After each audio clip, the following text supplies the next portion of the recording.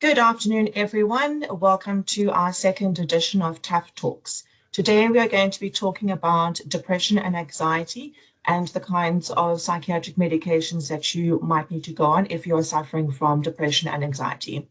Our speaker today is Magda Reynolds. Magda, handing over to you to do your introduction. Thank you very much, Regan. So my name is Magda, as Regan has said, and I'm a registered counsellor. Part of our training does encompass biology, physiology, neuropsychology, and pharmacology.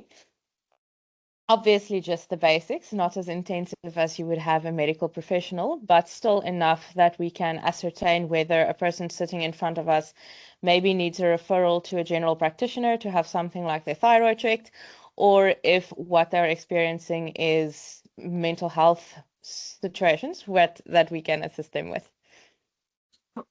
So, Magda, can you talk a little bit about depression and anxiety? A lot of people are talking more and more about mental health challenges these days, which is a very good thing. We want to destigmatize it. But also, we're seeing a lot of people talking about everyday stress and anxiety and feeling down as if these are clinical conditions or clinical terms. So, can you differentiate for our viewers what is everyday kind of stress and feeling down versus anxiety and depression that would require an actual intervention? So, of course, everyone in life will go through periods of stress, periods of anxiety, periods of depression. But what sets something that is diagnosable apart is that you have to meet certain standards and criteria set out by the Diagnostical and Statistical Manual, in which all of the psychiatric conditions are held. So for that to happen, you need to meet certain specific criteria. So for depression, there's quite a few, but the main things are, loss of interest in everyday activities, just feelings very much of disengagement, no interest, nothing causes you much joy anymore.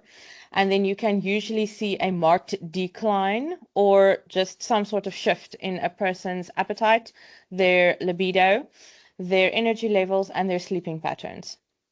So either sleeping a lot more or less, any type of shift in those things usually tells you that it's a flag and that you maybe need to go see a psychologist to refer you to a psychiatrist or a psychiatrist, some type of mental health professional to assist you with that.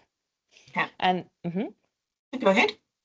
Now, for anxiety, it is also, it is not just, oh, I'm worried about something at work, I'm worried about meeting my deadline, I'm stressed about my child at school. It is that you are overwhelmingly worried. You cannot push these thoughts out no matter how hard you try. It is on you all the time, and there's no type of substance use or anything that would account for that, because some type of drugs that we use could actually mimic the symptoms of anxiety, of depression, of various mental health disorders. That's why it's always imperative for you to not be using substances when a diagnosis is made, so that it can be accurate. What would you say are the biggest concerns or some of the concerns about self-diagnosis? We see a lot of social media content on TikTok and so forth, where people are saying, if you have this thing, then you're likely to be depressed or anxious. While we encourage dialogue and discussion around mental health challenges, there's a danger in encouraging people to self-diagnose. Or what would be some of the dangers of that? I think we got to a stage where people felt the need, and rightly so, that they wanted to advocate for themselves, that their mental health needs and things weren't being listened to. So social media created this tool for us to be able to do that and to say, hey, listen, I feel the same way as you feel. What is it that we could learn from each other? The dangers of that, though, is if you are perhaps going through a period of stress or anxiety, or you've experienced a recent loss, you may not actually have a diagnosable disorder. There may be obviously something that you need further support in. And then if you go to somebody who prescribes you something, you could potentially create the problem that you are now treating, if that isn't an imbalance that is happening within your brain, because very much these things are not just, in your head. It's actual things that are wrong with you, that your brain produces more of a chemical or less of a chemical neurotransmitter wise. So obviously all of this is normal occurrences. It's just there's an actual chemical imbalance that is wrong that can be balanced with medication. So if you add medication to something that is well balanced, you may force it into a different space. Can you talk us through the process of going to see a doctor or a psychiatrist, and then the discussion is maybe you need to go on antidepressants, what the process normally is? Because it's very different to taking a headache tablet, and if you have a headache or a fever, psychiatric medication is a bit more idiosyncratic. There's some trial and error processes that must be gone through. And some people will take medications such as antidepressants for a week, 2 weeks, and say, well, that did nothing for me, or it made it worse, and then they stop and don't continue with the process. Can you just give us a bit of information about how psychiatric medication for things like anxiety and depression is different from other types of medication? So psychiatric medications you need to be very careful with because they work with neurotransmitters, first of all. And then we also see this thing that, I have medical aid, so I go to the doctor, I get my prescription, and then I have a friend who now is experiencing the same symptoms, so we share the medication now, but she hasn't gone for those type of testing. And that then influences her brain chemistry. So the danger here is you need somebody that is medically licensed and trained to see, okay, do you perhaps have any other problems physically? So a thyroid, a liver, something that they need to test first before seeing, is this medication actually something that would work with you biology-wise? Then it is also not the same thing as, we all take paracetamol and it works for pain. It is very much, like you said, idiosyncratic. So what works for me, prescription and dosage wise, wouldn't necessarily work for you. And the type of medication I use might not necessarily work for you. So you need to find the correct antidepressant for you at the correct dosage, or the correct anti-anxiety medication for you at the correct dosage.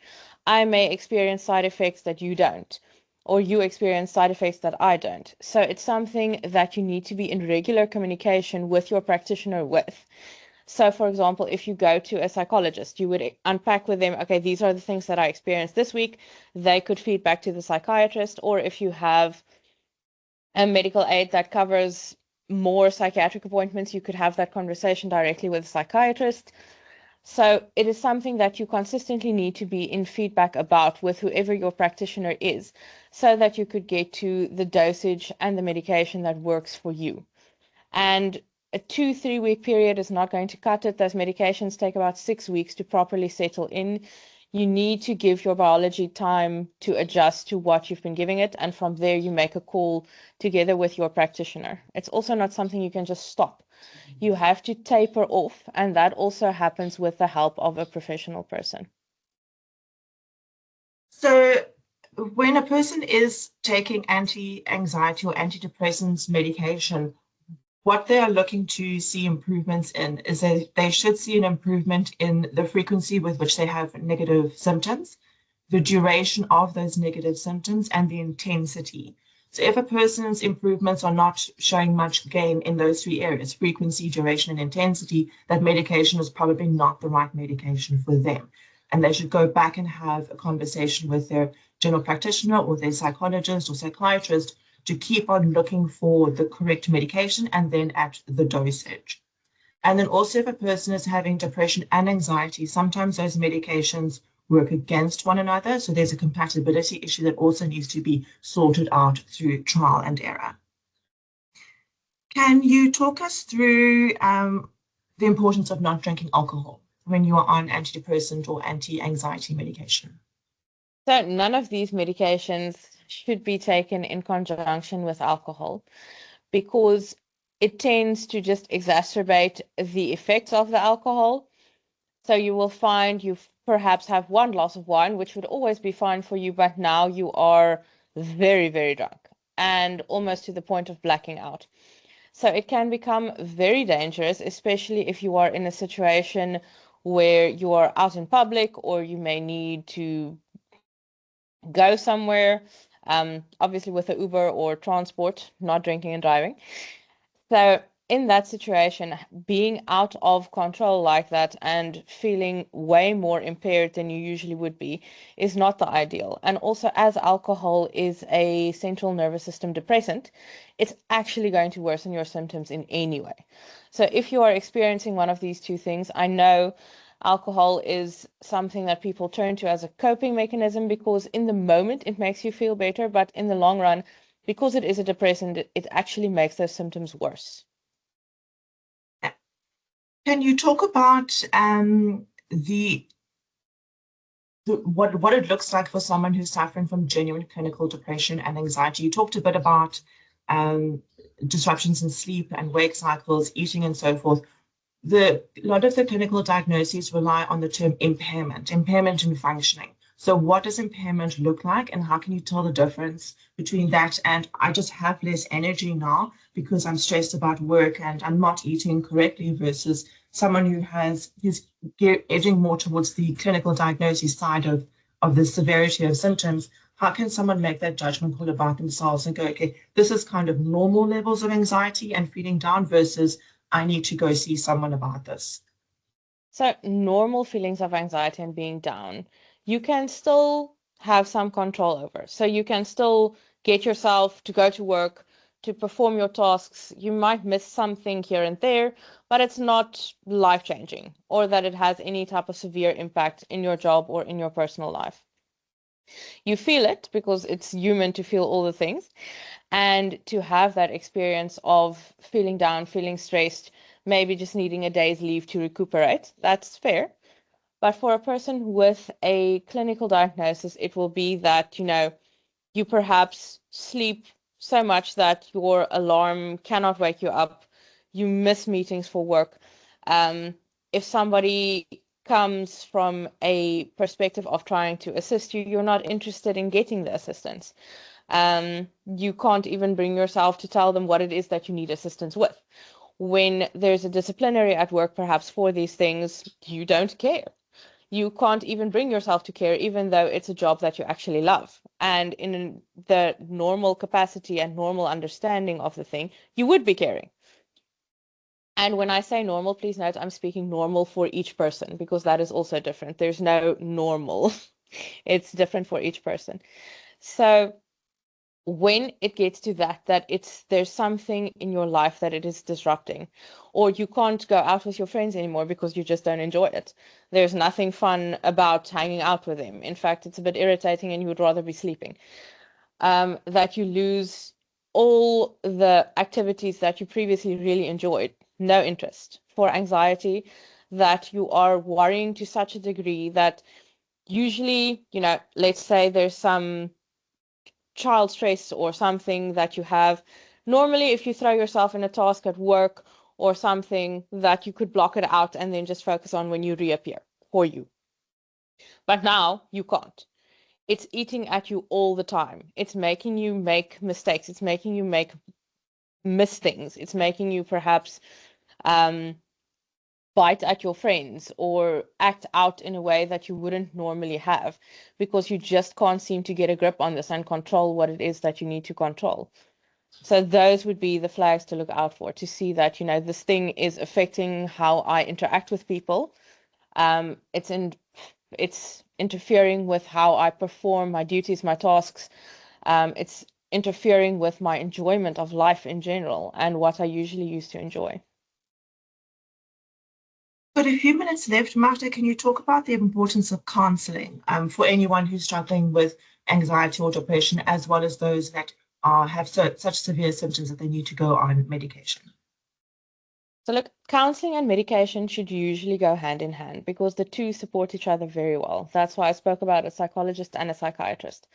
A psychologist doesn't prescribe medication, but they can feedback with a psychiatrist to indicate to them what your symptoms are when you experience these symptoms, which obviously can give the psychiatrist a very good overview of what they're looking at in terms of prescription. Now, especially in that first 6 weeks when the medication is settling in, counseling can be a vital tool in just giving you coping strategies and information and things around that.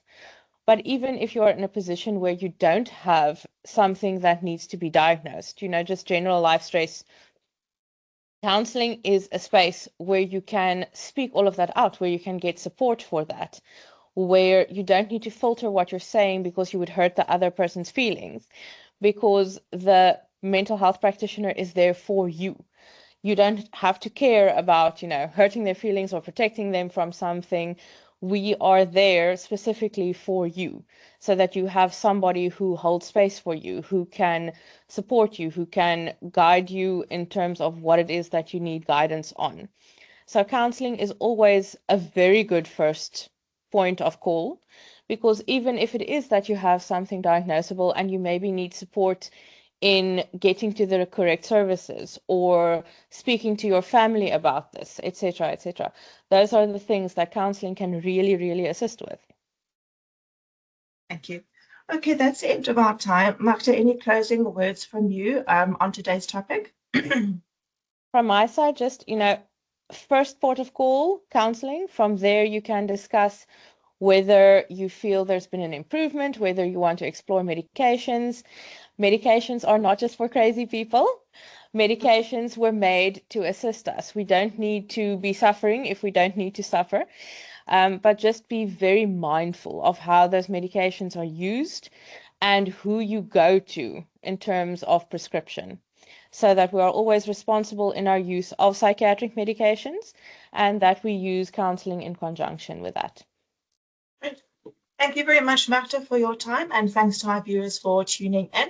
This is our second Tough Talks, and we'll be following up with more Tough Talks in the future.